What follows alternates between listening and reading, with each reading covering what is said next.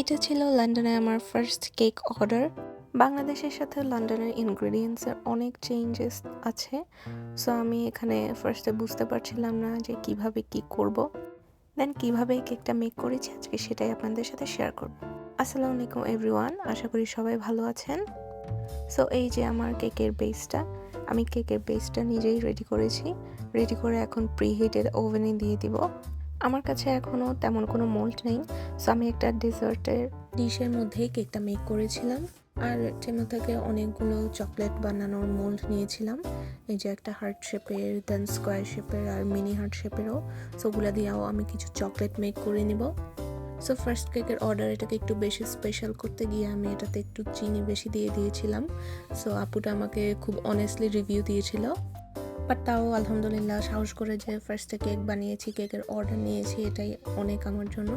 So next time থেকে আমার আরও বেশি কেয়ারফুল থাকতে হবে, বিকজ এখানে কোকো পাউডার আমার কাছে অনেক বেশি বিটার মনে হয় বাংলাদেশের থেকে, এটা অনেক বেশি ডার্ক। সো আমি এখানে সুগার অ্যামাউন্ট একটু বেশি দিয়ে দিয়েছিলাম। সো বেকিংয়ের পর কেকটা দেখতে এরকম লাগছিল। এরপর আমি কেকটাকে আস্তে আস্তে 4টা স্লাইসে ভাগ করে নিয়ে ভিতরে চকলেট গানাশ আর হুইপ ক্রিম দিয়ে লেয়ারিং করেছি।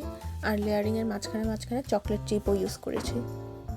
এখানে মিল্ক চকলেটটাও অনেক বেশি মিষ্টি হতে পারে, মিষ্টি আমি এখানে মিল্ক চকলেট অনেক বেশি ইউজ করেছিলাম গানাশের মধ্যে, সেটার জন্য।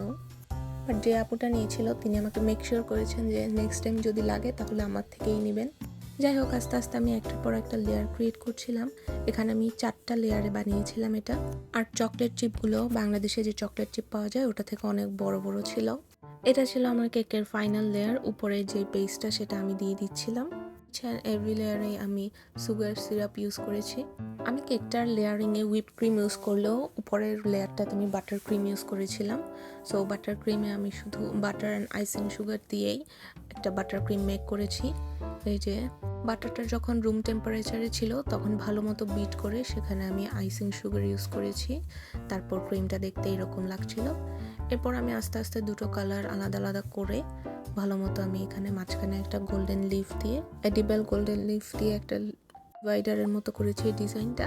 আর এটা আমি করেছি 1M নজেল দিয়ে কিছু ফ্লাওয়ার্স দিয়ে দিয়েছিলাম। আর কিছু চকলেট বানিয়েছিলাম, ওই চকলেটগুলো আর নন এডিবল গোল্ডেন বলস অ্যান্ড হোয়াইট বলস দিয়ে এটাকে সুন্দর মতো ডেকোরেশন করেছি। আজকের মতো ভিডিও এখানে শেষ। ভালো থাকবেন সবাই।